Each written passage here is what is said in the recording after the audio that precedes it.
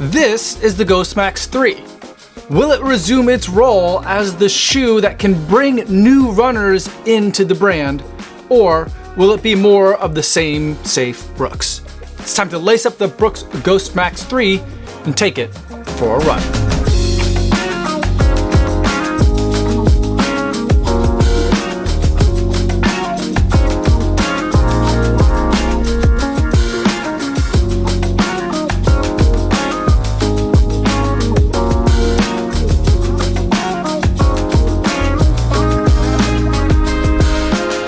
Yo, what's going on? My name is Kafuzi and I'm a non-elite runner who reviews running shoes here on YouTube. And today I'm gonna talk to you guys all about the Brooks Ghost Max 3. But before I give you my thoughts on this shoe, I do want to go over some disclosures. This is a pair of shoes that Brooks sent to me for the purpose of review, so I did not have to pay for these shoes. However, nobody's paying me to make this video or to include their brand in this video, and no one's gonna get a chance to preview any of my footage or my thoughts before you guys get a chance to see this video on YouTube. So with that disclosure out of the way, let's talk about the Brooks Ghost Max 3, and let's start with the specs. It's a 39mm stack height shoe with a 6mm drop, giving us 33mm of stack height in the forefoot.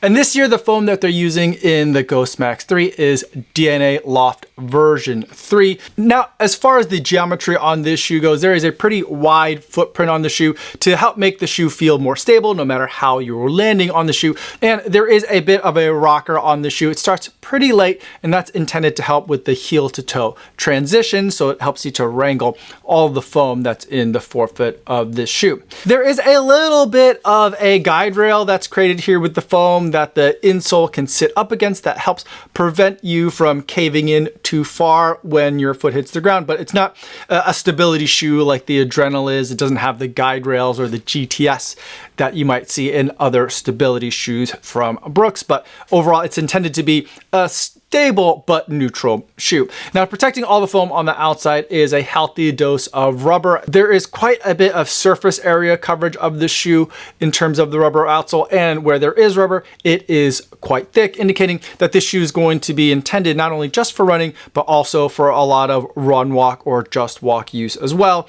It's intended to be able to take that kind of wear and tear. Now, moving to the upper, the entire thing is just very puffy. That's the one word I would use to describe it.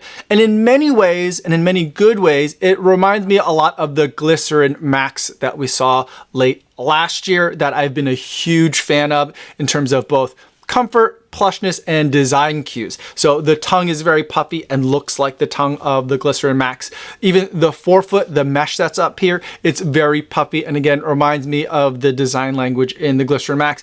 And there is just a bunch of comfy padding all throughout the heel cup back here, again very much like the Glycerin Max, although there is a slight difference in terms of the Achilles, where this is a traditional shaped heel cup and the Glycerin Max does have that Achilles flare. But there is just a bunch of really soft memory foam type padding, and there is a softer than I would expect heel cup back here, but it is still pretty rigid as far as structure in that heel cup goes. Now, one thing I do want to note is that Brooks tells us that the shoe is carbon neutral, which is a wonderful thing. They are using recycled materials wherever they can, and wherever they can't, which I suspect is probably a lot of the shoe, they are buying carbon offsets. Now, altogether, this shoe comes in at a pretty heavy weight. After all, it is a shoe with the word Max in the title, and it has a bunch of everything. A lot of foam, a lot of rubber on the outsole, and a lot of puffiness in the upper. This shoe comes in at a total weight of 10.8 ounces and 306 grams.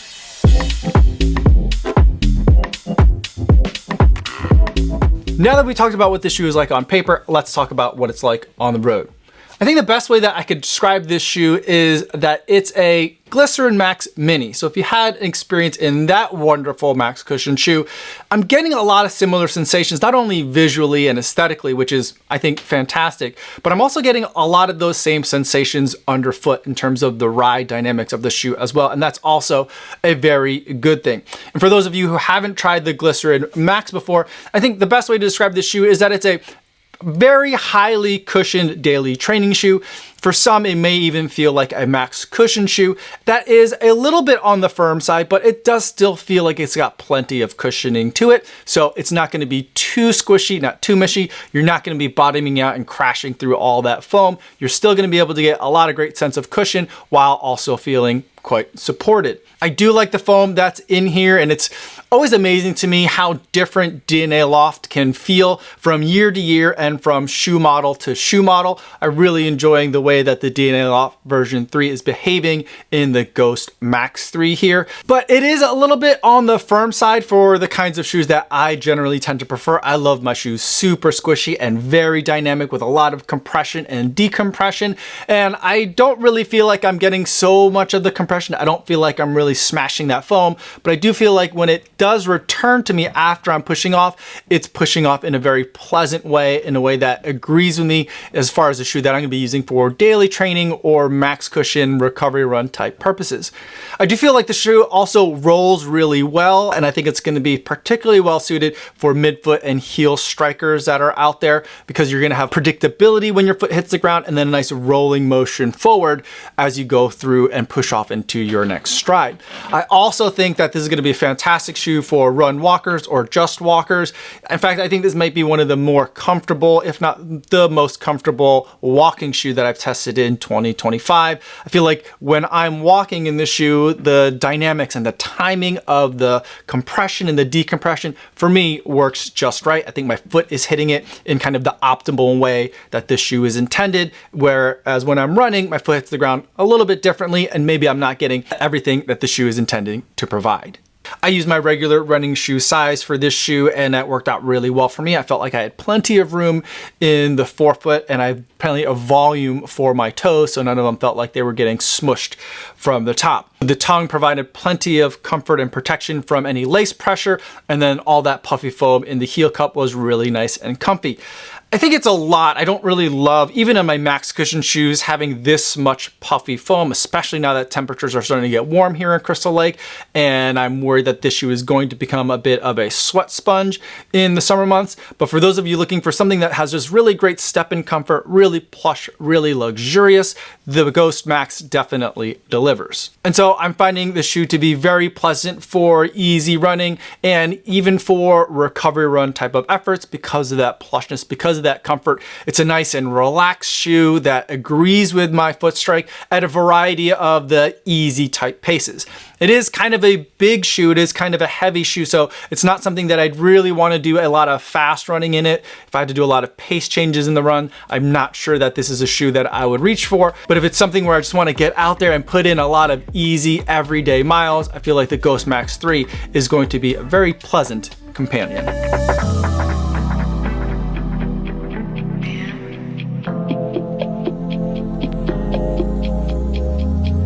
Before we wrap up this video, let's take a moment to zoom out and see where the Ghost Max 3 sits within the broader Brooks lineup.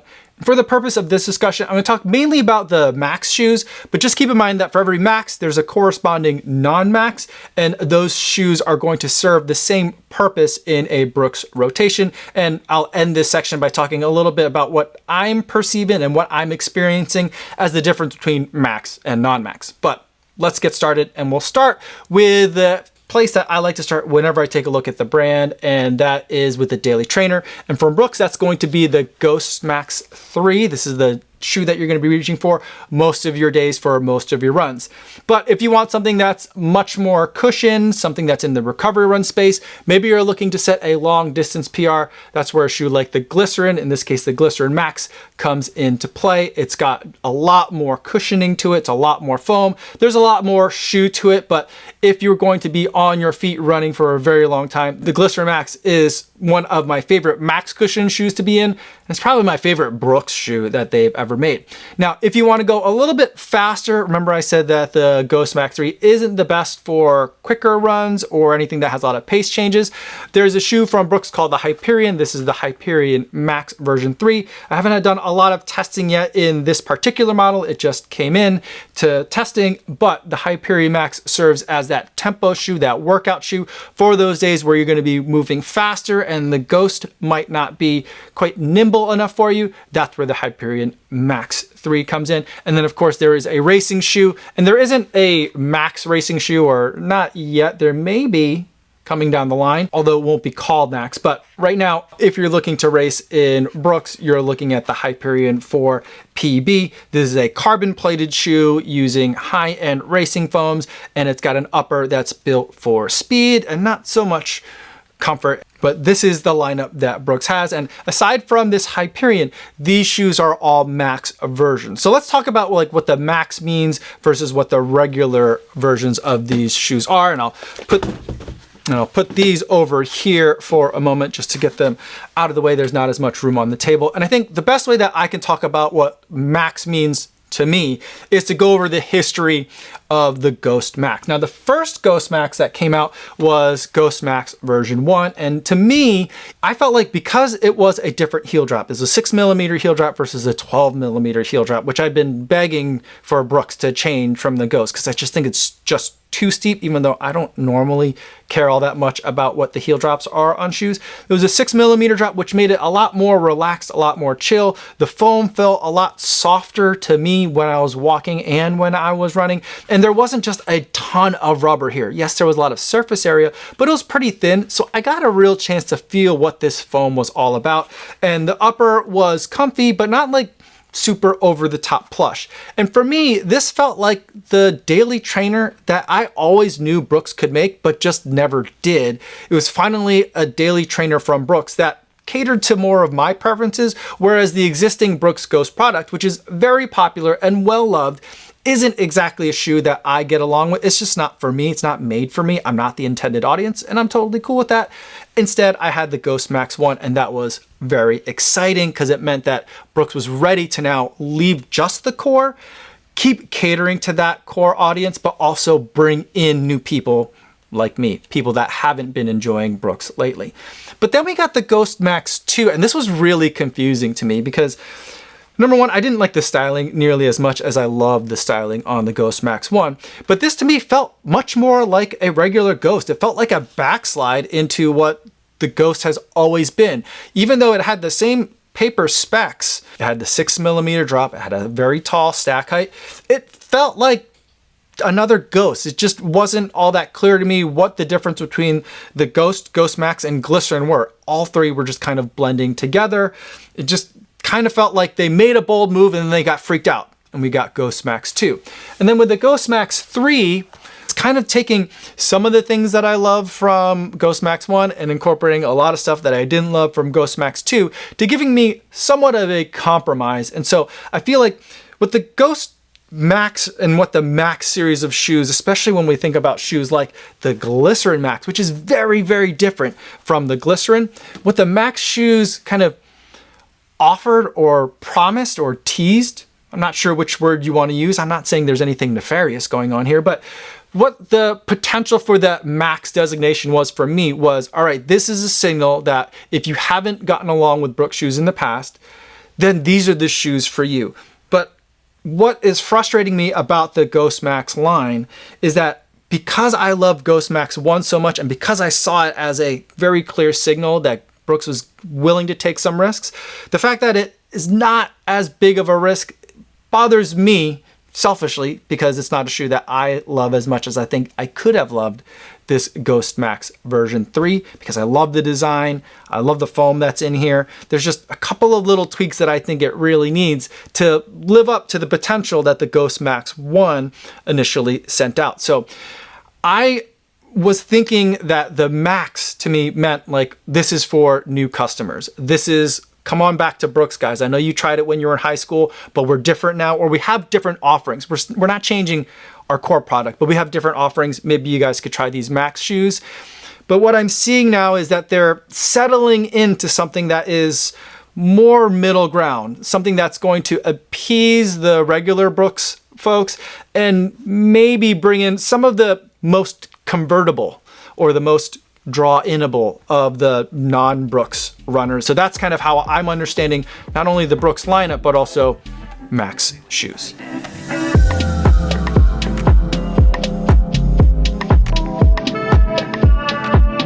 Now let's wrap up this video by going over the buying guide, and we'll also discuss some of the alternatives. The Brooks Ghost Max 3 is a plush and comfy daily trainer that kind of sits in between daily training and max cushion, whether you want to call it a cushioned daily trainer or a light max cushion shoe. I think existing Brooks customers are going to love this option. And while I think it's a pretty good shoe, I really enjoyed running in it. I do wish that Brooks would have pushed themselves a little bit further out of their comfort zone to give the Ghost Max more of an identity into itself, other than saying it's just a puffy Ghost or a potentially confusing alternative to the Glycerin. The Ghost Max 3 will retail at $150, but that shoe doesn't come out until August. So in the meantime, I think the Ghost Max 2 is going to be your next best bet. That shoe is still retailing at full price at $150, and I feel like that's a pretty good price if you are already a Brooks Ghost fan. But if you haven't tried Brooks in a while and you're looking for what it can do when it does push boundaries and when it does try to connect with runners who haven't been running in Brooks for years already, I think that one thing you could do is try and find inventory of Ghost Max 1. I feel like that's a really great example of a shoe that's very Ghost and not Ghost at the same time. And I feel like that's a really exciting shoe. If you can find it, you're going to be able to find some great discounts. Or, and I know this is a very different kind of shoe, I'd say go up to the Glycerin Max, because that is, again, another opportunity for you to see what Brooks can really do when they expand beyond their initial core audience of followers and try to reach a new audience. I think the Glycerin Max is a really great example of that. That shoe, though, is quite a bit more expensive, and that shoe comes in at $200. But let's see what the competition has to offer as well and see what prices they come in at. And I think the first shoe that I want to talk about is a shoe that I actually talked about quite a bit when I was talking about the Glycerin Max, and that's from Puma. This is the Forever Run version 2. Now, it reminds me a lot of the Glycerin Max over here because like the Glycerin Max, these two shoes each have a dual foam combination midsole, and that provides a lot of softness, but also responsiveness in the same package. And so there's a lot of similarities just based on the way that the shoes are constructed. And I think that the closer comparison in terms of the Forever Run 2 against a Brooks shoe is going to be the Ghost Max 3, because this is a smaller package. It's more same in terms of size. And also these are kind of more in that heavily cushioned daily trainer space rather than being in the full max cushion space. So I feel like these two shoes are pretty similar in terms of the types of sensations they're trying to provide. Although with the Ghost Max 3, they're only using DNA Loft version 3 and not a dual foam system. But in terms of the ultimate ride in between these two shoes, I feel like they're both providing a ride that is very comfy for me as a forefoot striker, but a little bit more firm than I would prefer. And I think that these are going to be ideal for those midfoot and heel strikers that want a little bit of stability in their otherwise neutral daily trainers. There's quite a bit of difference in terms of the aesthetics that's going on in these shoes as well, so that could really be one way to decide. But in terms of the overall ride dynamics, I think there's a lot of similarities between these two shoes. Personally, I think I'm leaning a little bit more towards the Forever Run 2 if I want something that's a little bit more on the daily trainer side of the spectrum. But if I wanted just a little bit more cushion but a similar ride, then I think I would go with the Ghost Max 3. Both of these shoes come in at $150. And then the other shoe that I think that I want to compare to is a shoe that's typically, for me, considered in the max cushion category, and that is from Saucony. This is the Triumph 22. Now, another similarity here between these two shoes is that these are two shoes that I had really high hopes for coming into it, but they have midsoles that are a little bit more firm than I would like. And again, I think that this is a shoe that is going to be better for midfoot and heel strikers, people that want to land on the shoe and then roll through rather than bounce off of the front end of the shoe. Both of these shoes have very wide footprints, and they are neutral shoes that have a bit of stability built in. Now, the Triumph 22 normally retails for $10 more, coming in at $160, but the shoe has been out for a while now, over a year at this point, I think. And so this shoe is now available on sale for $120. So a substantial discount from the Ghost Max 3. And because the Ghost Max 3 doesn't come out till August for several months, the Triumph 22 might be the shoe you pick up for now, and the Ghost Max 3 is one that you could pick up for the fall. So those are my thoughts on the Ghost Max 3. A good shoe, not as great as I think it could have been, but better than version 2, an improvement over last year. If you have any questions about this shoe or any of the shoes that I talked about today, feel free to put them in the comments down below, or better yet, stop by the live streams that I do Mondays and Thursdays over on the Kofuzi Run Club channel. I'd love to see you guys over there in the chat. That's all I have for today, everybody. Thanks so much for making it all the way to the end of this video. Hopefully you guys are staying safe out there on your runs, and I will see you in the next one. Yo, what's going on?